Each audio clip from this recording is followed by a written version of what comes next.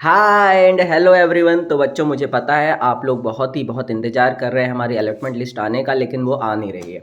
ठीक है, तो मैं आपको ये बताना चाहता हूँ कि आज अलॉटमेंट लिस्ट ना आए तो ज़्यादा अच्छा है, क्योंकि देखो हमें वैसे भी एडमिशन के लिए 4 से 5 दिन मिलते हैं। ठीक है, और कल संडे है तो हमारे आधे से ज़्यादा काम तो हो नहीं पाएंगे, तो वैसे भी 4 दिन मिलते हैं और उसमें भी एक दिन हमारा ऐसे निकल जाएगा। इसलिए मैं चाहता हूँ कि आज ना आए, और मुझे लगता है आज आएगी भी नहीं।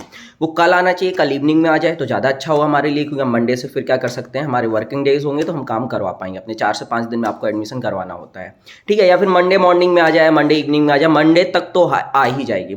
अब आप लोग ये सोच रहे होंगे कि इतना लेट क्यों हो रहा है, सब कुछ तो सॉफ्टवेयर के जरिए होता है, फिर भी इतना लेट क्यों हो रहा है। तो मैं आपको बताता हूँ लेट क्यों हो रहा है। मुझे लगता है एक रीज़न ये है, मैं आपको बता रहा हूँ। देखो, आपको पता है जैसे कि पीसीबी में क्लास 12th में आपका 50% होना चाहिए जब भी आप एमबीबीएस में एडमिशन लेने के लिए एलिजिबल होते हैं, और साथ ही साथ आपका ओबीसी, एससी और एसटी में 40% होना चाहिए। ठीक है, ये आपको पता है। तो उन्होंने जब अपना सॉफ्टवेयर तैयार किया तो आपने अभी देखा होगा कि बहुत सारे एसटी एससी के बच्चे ऐसे हैं जिनका पीसीबी में 47% है, क्लास 12th में 45% है, लेकिन उनके में दिखा रहा है नॉट क्वालिफाइड।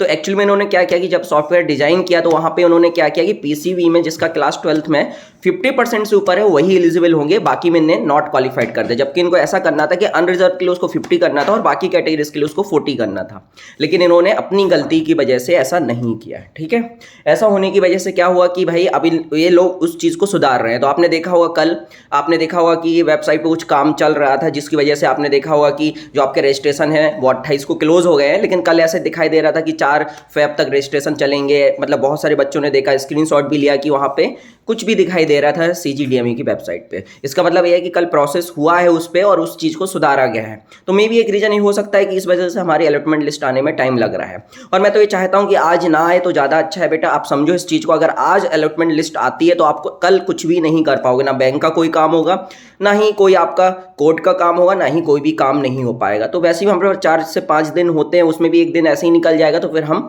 हड़बड़ा जाएंगे। इसलिए ऐसा नहीं होना चाहिए। तो मैं जो सबसे सुइटेबल टाइम है हमारी अलॉटमेंट लिस्ट आने का, वो कल इवनिंग में है या मंडे मॉर्निंग में आ जाए। ठीक है, तो मंडे को तो आने ही आना है। जैसे कि मैंने आपको बताया था कि आपकी मेरिट लिस्ट कब आएगी, तो मैंने उस समय भी ये बोला था कि मंडे तक तो कंफर्म आ जाएगी, और आपने देखा हो मंडे को आ गई थी। मैंने साथ ही साथ टेलीग्राम में भी एक मैसेज डाला था मंडे को 5 बजे के आसपास डाला था, जहां पे मैंने बताया था कि अब लिस्ट आने वाली है, क्योंकि वेबसाइट सही तरह से काम नहीं कर रही थी। और आपने देखा उसी दिन 1-2 घंटे बाद हमारी मेरिट लिस्ट भी आ गई थी। ठीक है, तो उसी प्रकार से हमारी अलॉटमेंट लिस्ट जो है वो मंडे तक आ जाएगी किसी भी हालत में। ठीक है, तो यही मुझे आपको इन्फॉर्मेशन देनी थी इस वीडियो के माध्यम से। चलिए फिर मिलते हैं कभी किसी और दिन नई वीडियो के साथ। चलो, टाटा बाय बाय।